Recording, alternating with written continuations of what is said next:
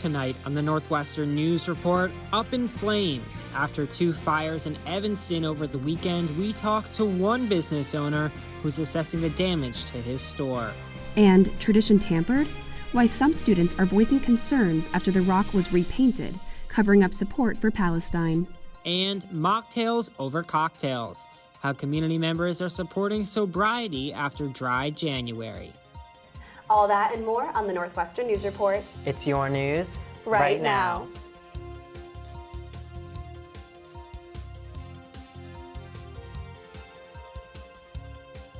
Good evening and welcome to the Northwestern News Report.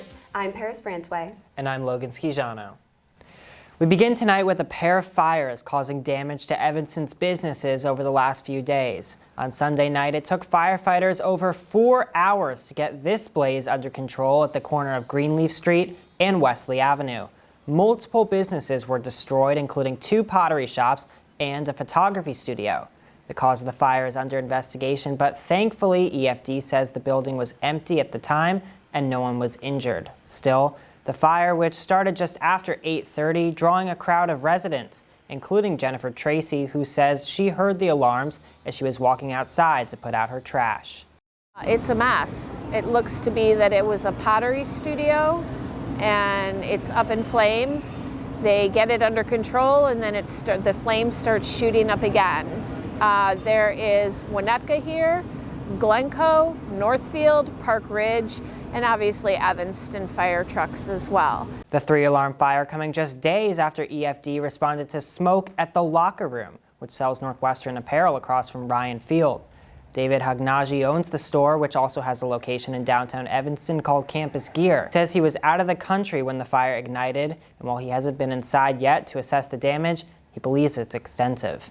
It's devastating, and I never had some experience like this. We had received a lot of shipments that we restocked over December, and unfortunately it has everything went on flames. A little over a week ago, 2 firefighters were injured at a home fire on Florence Avenue. Both have since been released from the hospital. Back on campus, students painted the rock last week to show support for Palestine. But some members of Northwestern's Students for Justice in Palestine say when they painted it earlier in the quarter, someone covered it up without following the rock's rules. NNN's Louis Castaneda explains what we've learned about the situation. Students for Justice in Palestine holding a rally last week where students added their handprints to the rock in solidarity with Palestine. The demonstration coming after SJP painted the rock during MLK Day weekend, only for it to get covered in purple paint with the word Israel and a Star of David 1 week later. SJP member Luca spoke to NNN but requested that we not show his picture on air. It would be different if it was an attempt to paint over it by another club with another message, but the point was simply to cover up ours, which that's why we're here. We felt it was unacceptable. A representative for Wildcats for Israel says they were not responsible for painting the rock. Some community members expressed concern over not following tradition, and others calling it vandalism. I feel like the tradition with the rock is to stay there for 24 hours, and then you paint over the entire rock with whatever you want. But they kind of did it in a way that was sort of disrespectful. The tradition of camping out the rock before painting is an informal rule. However, it is one SJP says they followed. And I think there's nothing wrong with expressing whatever you want to express, but might as well do it properly. I don't think anything's important enough to really break that rule. I think that's sort of immature, to be honest. Students have used the rock as a sign of protest before, from Vietnam to George Floyd. In 2020, a message reading "White Silence Kills" was also painted over. Students would later paint the message over again.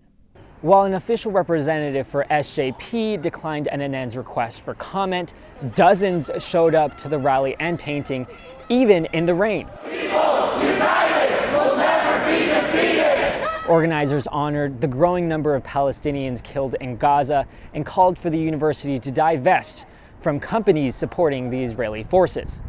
Louis Castaneda, Northwestern News Network. Thanks, Louis. Several Northwestern groups pledged their support for the SJP event, including Wildcats for Ceasefire, Fossil Free Northwestern, and NU Feminists.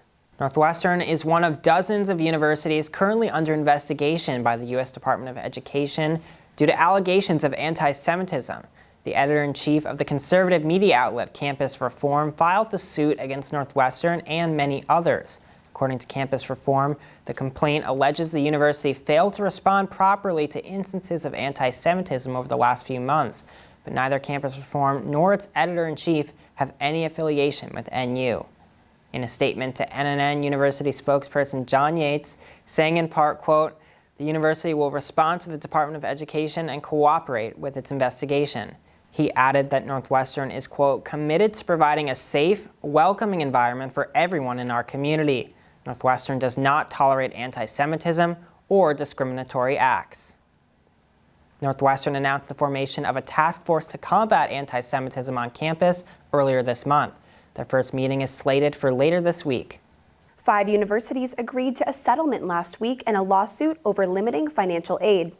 Northwestern is one of the 17 original defendants that operated as the 568 Presidents Group prior to the suit being filed in January 2022.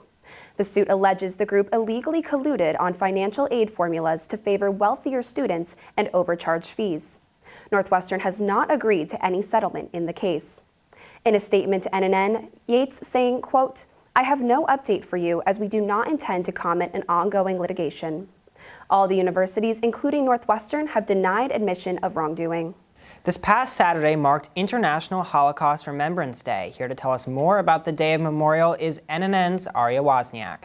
January 27th commemorates International Holocaust Remembrance Day, the anniversary of the liberation of the Auschwitz camp during World War II. So we lit memorial candles, and then we also had a moment of silence in recognition of sort of all of the lives that were lost during the Holocaust. Northwestern's Holocaust Education Foundation will be hosting an inaugural winter lecture tomorrow. They're hosting a film screening and conversation for participants to learn about the experiences of French Jewish citizens during World War II.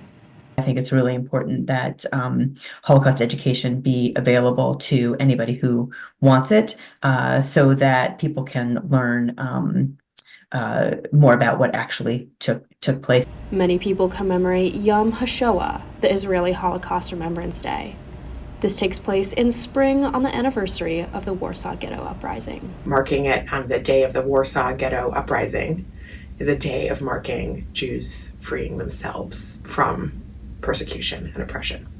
While there are no set practices to observe the January 27th Remembrance Day, many spend time reflecting and remembering the victims of the Holocaust. So I'll just think about the women who were there and just spend some time thinking about what we can learn and understand about from history, from their experiences. The Northwestern community remembering the victims and the history of the Holocaust. Aria Wozniak, Northwestern News Network. For students interested in furthering their education of the Holocaust Educational Foundation has a Certificate of Achievement in Holocaust Studies. More on the program can be found on their website. And coming up, the road away from CO2, how Evanston is looking to decrease carbon emissions in some local neighborhoods. And bursting the boba bubble. We take a look inside the 7th newest boba shop opening in Evanston. Worried about your friend, but don't know how to reach out? You could say, "How are you?" or get a fake tattoo. You could ask with an app if it works for you. You could chat with them in VR. It's all good. If you think you should check in, yeah, you should. Whatever gets you talking. Reach out to a friend about their mental health. Whatever gets you talking. Learn how you can help at seizetheawkward.org.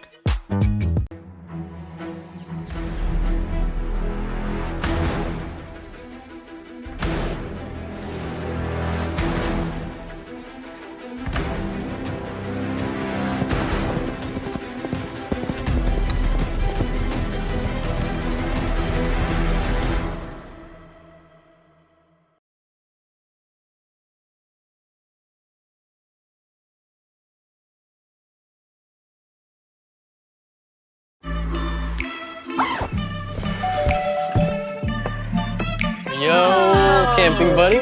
Okay, you guys ready? Dude, I thought you were driving. I thought you were driving. Oh, I never said I was driving. I definitely can't drive. Okay. If you're high, just don't drive. It's illegal everywhere. If you feel different, you drive different. Last week, Brandon met a girl on a dating app. One day after work, he finally found the courage to ask her out. No answer. He started to panic. Was he being too pushy? Maybe it was too... Hey, sorry I didn't respond. I was driving. I would love to go on a date. How does tonight sound? Brandon tried to play it cool, but inside he knew. A girl so smart, so responsible. She must be a keeper. Welcome back. After months of anticipation, the Ryan Field teardown officially began on Monday. Our crew was on the scene and saw some demolition equipment on the site and vehicles working outside the stadium. The project superintendent, Mike Musial, previously told Evanston residents that they will not use any wrecking balls or explosives and are taking a slower, piece-by-piece approach. Evanston residents and Wildcat fans can plan for the demolition to take about 4 months. Construction is expected to last until fall 2026. And from a new stadium to a new way of getting to school. The morning commute could look a little different in the near future for local families. NNN's Naya Reyes has the latest for us on how some new technologies could be coming to Evanston's buses. For School District 65, the traditional yellow school bus is preparing for an upgrade.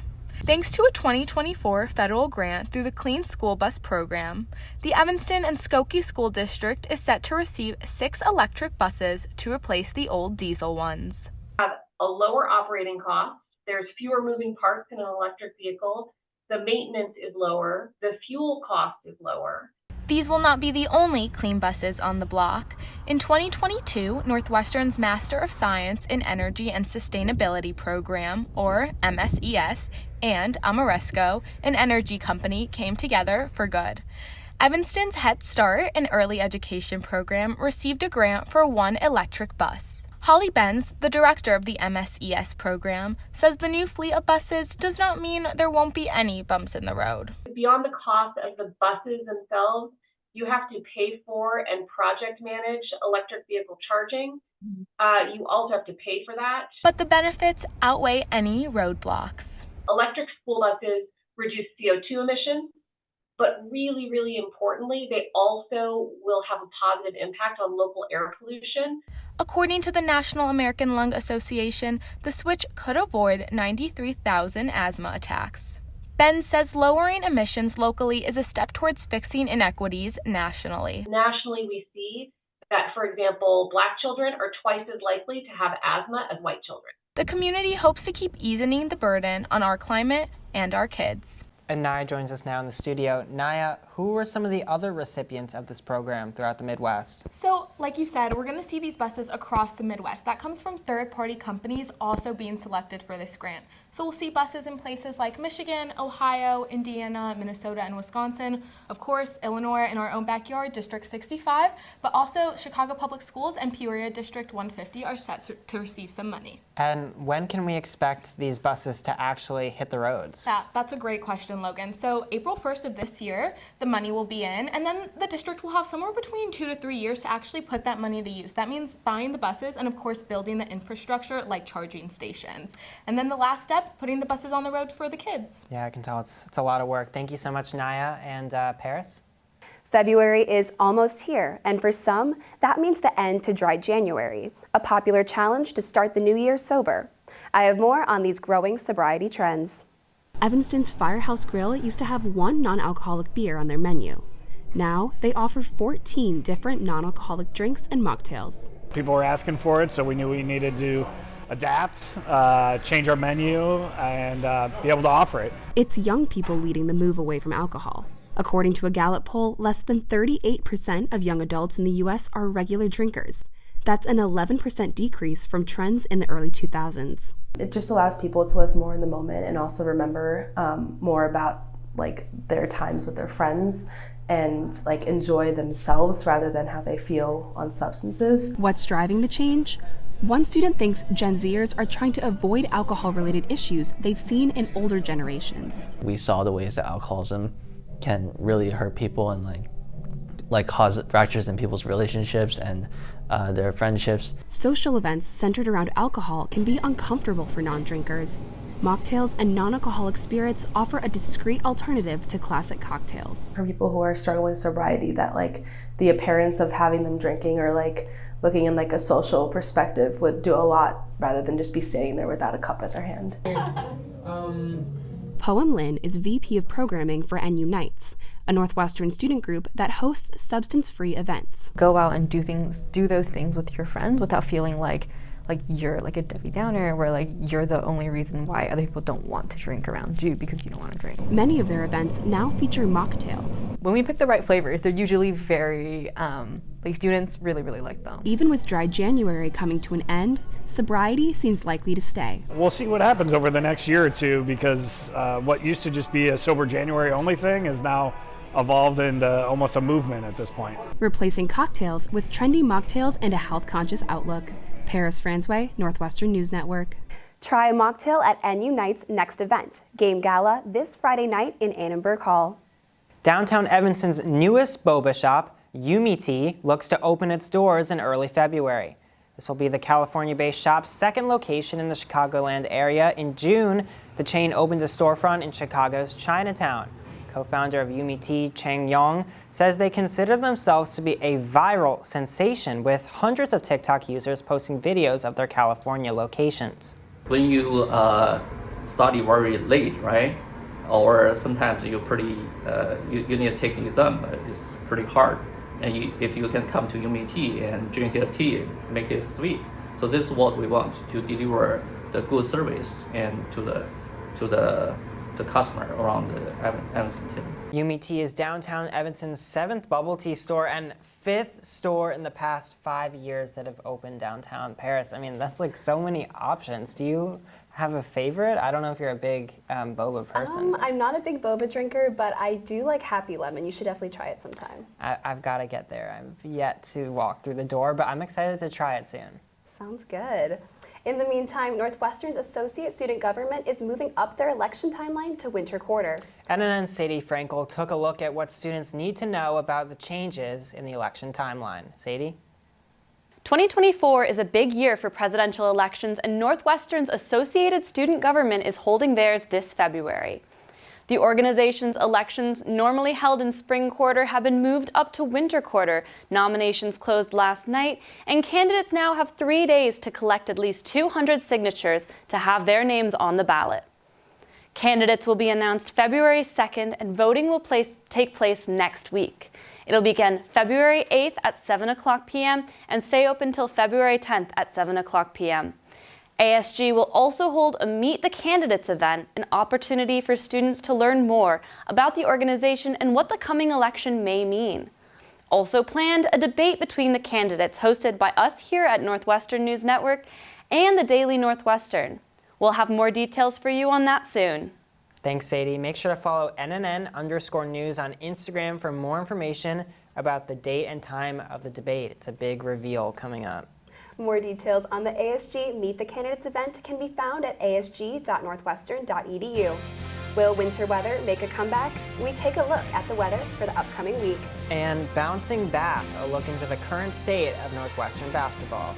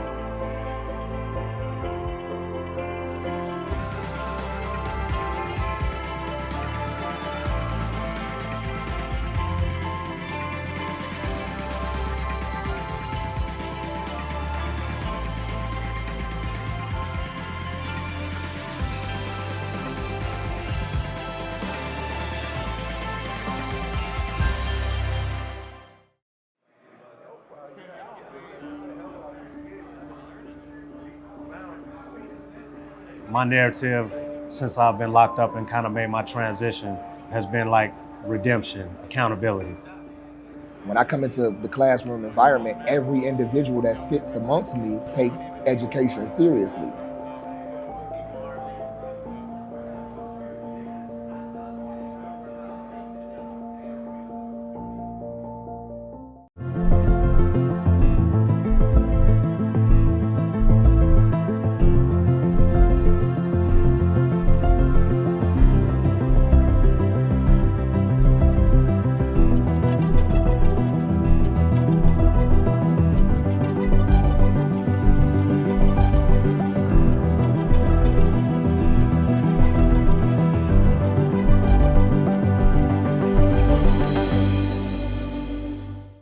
Let's talk about the weather. We finally saw some sun here in Evanston yesterday for the first time in what feels like weeks. NNN's Mila Branson is here with more on what we can expect over the next few days. Mila?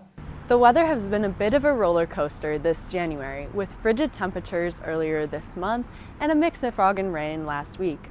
However, the sun just might show itself again in upcoming days. Although there was a slight chance of rain or snow today, with a high of about 38 degrees, we're only seeing a little mist at the moment. Starting Wednesday, we'll see temps warm up a little with a high of about 42 degrees and a low of about 33 degrees. Southwest winds will be about 5 to 10 miles per hour, with gusts up to 15 miles per hour. Students may even be able to spend some time outside this weekend. Temps will likely stay in the mid to high 30s with partly sunny weather on Thursday and Friday, and looking toward mostly sunny skies on Saturday and Sunday.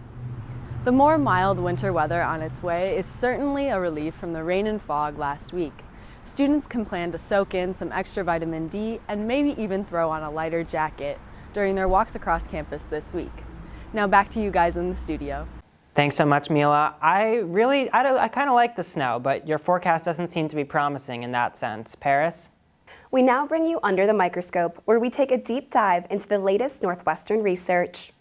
The Great Lakes Water Innovation Engine, or RENEW, will receive $15 million for 2 years as part of a National Science Foundation grant. RENEW is a collaborative endeavor led by a Chicago-based nonprofit that has 50 partners across 6 states. Northwestern is a key member. The Great Lakes are an essential water source to nearly 40 million Americans and contain over 90% of the fresh water in the United States. The award will fund research to attract water-intensive manufacturers to the region and recover valuable energy from wastewater while maintaining the health of the environment.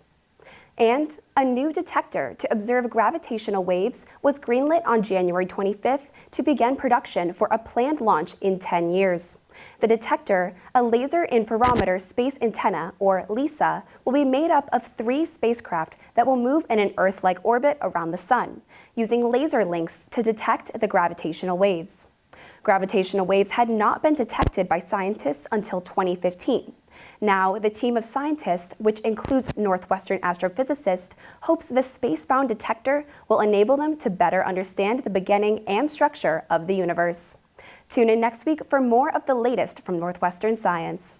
With January wrapping up, basketball is still in full swing, but some spring additions are coming to a field near you.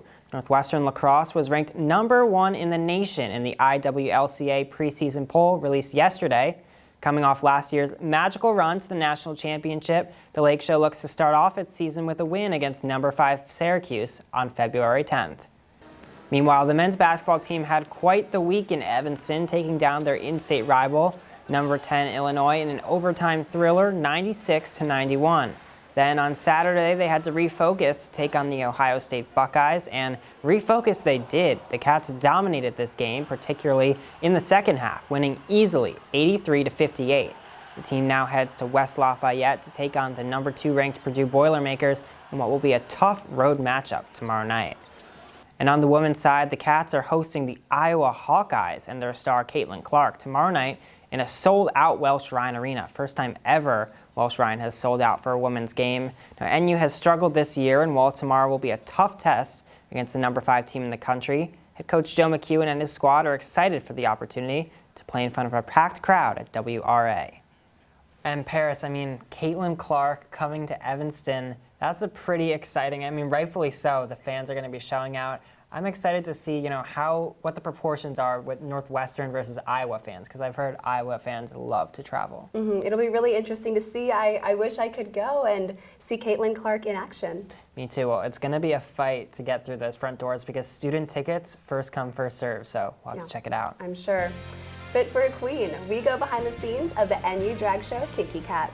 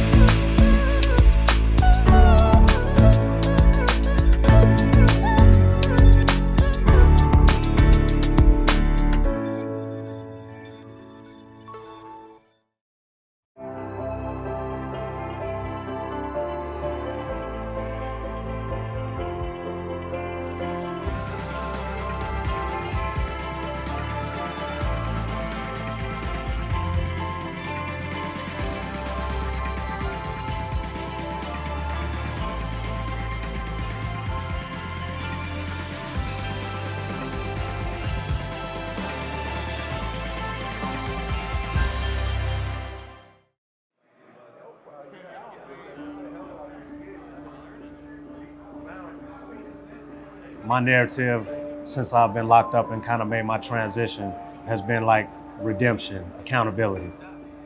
When I come into the classroom environment, every individual that sits amongst me takes education seriously.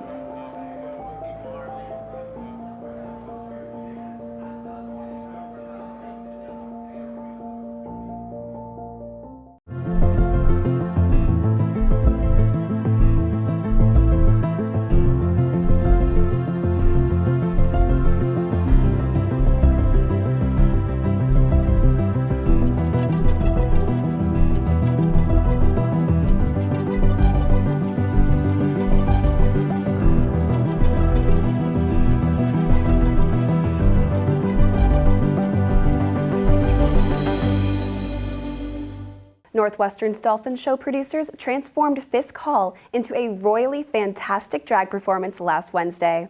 NNN's Ananya Chug went to check out how these queens shone on stage. Performers in the Kinky Cats drag show did more than just promote the Dolphin Show's kinky boots. What led me here specifically was just like, I haven't tried drag on myself before, but I finally had experience doing it on other people. So I just wanted the ability to like try it for the first time on myself and show the world like what I can do. Love her so much. Tiger Lee, or Tigress as they're known on stage, says that drag seemed only natural for them.